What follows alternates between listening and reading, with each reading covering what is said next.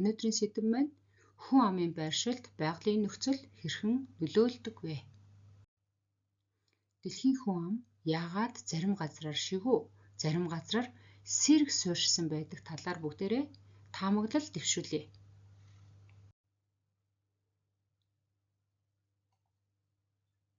Дараах зургийг ажиглая.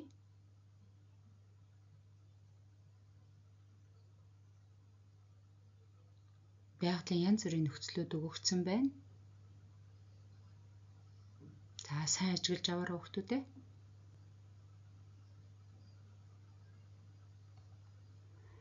За тэгвэл дараах хүснэгтийг бүгдээрээ бүглэх гээд хичээе. Хүн амьдрахад тохиромжтой газар нутаг. Түүнийг сонгосон шалтгаан юу вэ? Хүн амьдрахад тохиромжгүй газар нутаг сонгосон шалтгаан чинь юу вэ гэдгээ бичээрэй. За зургаас дүгнэлтгий хүүхдүүдээ.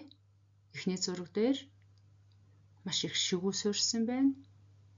Дараагийнх нь сэрэг гэдэг нь ажиглагдаж байгаа хаа. За нутаг дэвсгэрээр хүн ам тархан суйсан байдлыг бол хүн амын байршил гэдэг. Мэдээж хэрэг хүн амын байршилд маш олон зүйл нөлөөлөх боловч байгалийн хүчин зүйл бол хамгийн анхдагч зүйл нь байдаг. Байгалийн нөхцөл таатал байх юм бол хүн ам олноор бөөгнөн амьдардаг. Харин тааламжгүй газар хүмүүс маш цөөн буюу зарим газар нутагт нь огт амьдардаггүй. Тэгвэл бүгдээрээ хүн амын байршилд нөлөөлөх хүчин зүйлсийн байгалийн нөлөөллийг нэг талд нь ялгаад нийгмийн нөлөөлөх хүчин зүйлсийг бол нөгөө талд нь ялгаад бичгийг оролдъё хүүхдүүдээ. За байгалийн хүчин зүйлсийн хамгийн ихний нөлөөлөх хүчин зүйл бол нэгдүгээрт гадаргын өндөр байдаг. За хүснэгтэн мэдээллийг ашиглаад сурагчдын 29 дугаар хуудасны дээрх мэдээллийг бас уншаад давхар бүгдээрээ дүгнэлт гаргая. За дараах тасгал даалгаврыг хий. Нэгдүгээрт хүн амын хэдэн хувь нь гадаргын хувьд хэдэн метрийн өндөрт амьдарч байна вэ? Багцаагаар бүгдээрээ хариулъя. Мэдээлэлээ харж агаад. За хоёрдугаарт өндөр болох тусам хүн амын тархалт хэрхэн өөрчлөгдөж байгааг тодорхойлоорой.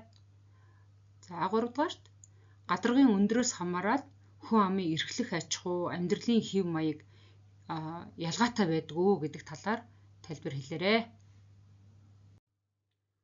За та нарын мэнд гаргасан дүгнэлт хэр зэрэг зурагтаа нийцэж байна. Зурган дээр анзаарч байхад гадаргын өндрийг хүн амын тархалттай харуулсан байна. Тэгэхээр дэлхийн нийт хүн амын 59% нь уулын доод хэсэг буюу намхан хэсэгт тэгээд түүнээс өндөр нь дээшлэх тусам оршин сууж байгаа газар нь өндөр болох тусам хүн амын тархалт бол байршил багасдаг гэдгийг харж байна. Хамгийн дээд хэсэгт яаж байна? 1 куб байна. Өөрөөр хэлэх юм бол манай Монгол орны дундаж өндөр хэд байдаг вэ хүүхдүүдээ бас тэгээд оролцоо бодоорой. 1850 м гэдэг шүү дээ, тийм ээ. За хүн амын байршилд нөлөөлдөг хоёр дахь хүчин зүйл бол өргөрөг байдаг. За дараах сурагчид дээрх энэ зургийг ажиглаад энэ багшийнхаа өгсөн зураг бол сурагчид дээрх зураг байгаа. Эдгээрийг ажиглаад хоёр хариултанд тайлбар бичээрэй. Нэгдүгээрт дэлхийн хойд ба өмнөд хагаст хүн ам хэдэн хувийн суурьсан байгааг харьцуулан дүгнэлт өчнө. Өөрөөр хэлэх юм бол хойд хагас гэхээр экватороос дээшгээ, тийм ээ. Африкийн хойд хэсэг орсон байна. Хойд Америкийн өмнөд хэсэг орсон байна. Азийн өмнөд хэсэг бас багтсан байгааг анзаараарай. Тэр ямар улсууд орсон байгааг бас анзаарах байхаа. За эндээс тоог нь харахад хамгийн их хувь нь 23.2. За тэгээд 22.4 гэх мэтлэр байгааг анзаарч байгаа хаа. За тэгвэл дараагийн асуулт нь хойд өргөргийн 20-30 градусын нутаг, өмнөд өргөргийн 20-30 градусын нутагт тус бүр нийт хэдэн хувь нь байршсан байна вэ? Зөрүүг тооцож шалтгааныг тайлбарлаарай гэсэн байна. За бүгдээрээ зураг дээр анзааръя. Хойд өргөргийн 20-30 гэдэгт 23.2 байна, тийм ээ. За тэгвэл өмнөд өргөргийн 20-30 гэдэг дээр 2.3 байна. За тэгээд зөрүүгийн тооцоод яагаад хэрхэн ийм зөрүүтэй байгаа талаар тайлбар бичээрэй. За бидний 3 дахь зүйл бол Лоренцийн море гэдэг юм байгуулж үзэх гэж байна. хүн амын суурьшлыг ялгааг тооцохдоо Лоренцийн мөрийг ашигладаг. Аливаа улс орны хүн амын тархалт суурьшилд бол байгалийн нөхцөл нөлөөлөхөөс гадна бас нийгмийн хүчин зүйлийн нөлөө бол их байдаг учраас тэдгээрийг гаргахын тулд хэрхэн жиг тархсан бэ гэдгийн нөлөөллийг харахын тулд Бразил улсаар жишээ авсан байгаа.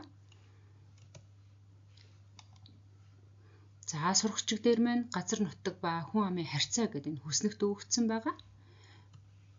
За мөн Бразил улсын мужуудыг өгсөн байна. Зураг дээр гарч ирсэн байна. Та бүхэн маань слайдын цаас ашиглаад хойд ба төв баруун гэдэг энэ мужуудыг хэлийг нь гэрэлтүүлээд зураарай нэгдүгээрт. За ингээд дараа нь даалгавар гүйцэтгэе. За энд өгсөн байна. Бразилийн нутагт хүн амын эзлэх хувийг цэгээр илэрхийлнэ гинэ. За тэгэхээр слайдын дээр зурсан зургаа яах нь хүмүүстээ цэгээр илэрхийлээд жишээ нь хүснэгтэн мэдээллийн хүн амын эзлэх хувь гэдэг тоо хэмжээг ашиглаад бүгдээрээ энэ вэ тийм ээ хүн амын эзлэх хувь гэдэг шүү дээ. Энийг ашиглаж агаад энэ зураг дээрээ цэгээр илэрхийлэх гээд үзээрэй. За багш нь яах гэж байна? Цэглэж үзүүлэх гэж байна. За энд юу гэж байна? Хүн амын эзлэх хувь нь хойд мужид болохоор 4 гэж байна. За 2 3 4 гих мэтлэнгээр тархааж ингэж байршуулах хэвээр цэгээ. За ингээд мужуудаараа бүгдийг цэглээд цэгээ аргаар илэрхийлээрэй. За тэгээд дүгнэлт гаргаад үзээрэй. Мэдээч хэрэг тоон зүүн хойд гэдэг тоо 30. За тэгээд зүүн өмнөд гэдэг нь болохоор 43 өмнөд гэж байна. За зүүн хойд гэдэг маань энд 30 зүүн өмнөд хэсэгт энэ мужид болохоор 43 цэг байгуулагдах хэвээр цэглэгдэх хэвээр өмнөд гэдэг хэсэгт яаж байна 18. Тэгээд дүгнэлт гаргаараа гэхээр яаж байна хүүхдүүдээ аль хэсгээр хамгийн их хүн ам суурьсан бэ гэдгийг цэгээр илэрхийлж гаргах юм байна. Тэгээд шалтгааныг тайлбарлаад үзнэ хүүхдүүдээ энийгээ болохоор дэлхийн физик газар зүйн зурагтаа бас физик газар зүйн зураг улс төрийн зурагтаа харьцуулаад харж болно шүү. Тэгжээр дүгнэлтээ гаргавал илүү их сайн болно. За бид нар түрүүчийнх дээр бол дүгнэлт гаргацсан. Тэгэхээр Лоренцийн мөрий гэдэг юм байгуулахын тулд эхлээд энэ бодолтыг бодож гаргах хэвээр хүснэгтэн дээр хэрхэн бодох талаар тайлбар аргачлалыг нь бодох аргачлалыг нь тайлбарлаж өгье. A, B, C, D гэдэг өгсөн байна. Түрүүн бол A, C гэдэг хоёр тоо өгөгдсөн байсан. Үсэн нэмэгдэх хувийг гаргах аргачлалыг тайлбарлахад за нэгдүгээрт эхний мөрний тоогоо шууд хоош нь тавина. За 11 гарлаа. 11-гээ 11 дээрээ дараагийн 2 дахь мөрний тоог нэмээд 11 дээр 7-г нэмээд хоош нь тавилаа. 18 гарлаа. 18 дээр дараагийн мөрний дахиад 18-аа нэмлээ. Хойш нь 36 гарлаа. Гих мэтлэнгээр нэмээд цааш нь гаргаад өсөн нэмэгдэх хувь газар нутгийн өсөн нэмэгдэх хувь 100 гэд гарлаа. За C-г цааш нь бодод үргэлжлүүлээд хүн амын эзлэх хувийг өсөн нэмэгдэх хувийг гаргая. За 43 түрүүний аргачлалаараа ингээ бодоод гаргахаар 100 гэд яах нь баланс бариад 100-аар дүүрэх ёстой. За бид нар сая өсөн нэмэгдэх хувиа гаргасан. Газар нутгийн өсөн нэмэгдэх хувийг B-г болсон.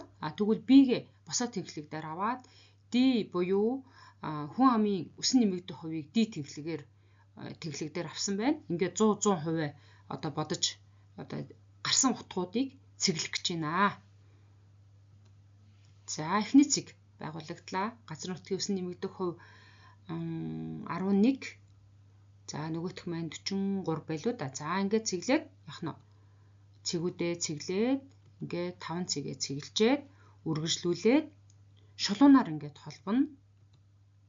За энэ дээр 100 барьж ах хэрэгтэй шүү. Уучлаарай энд нэг баг зэргийн жоохон алдаа байх шиг байна. Энэ 100 жоохон баланс барихгүй байгаа. Уучлаарай. За тэгээд үргэлжлүүлээд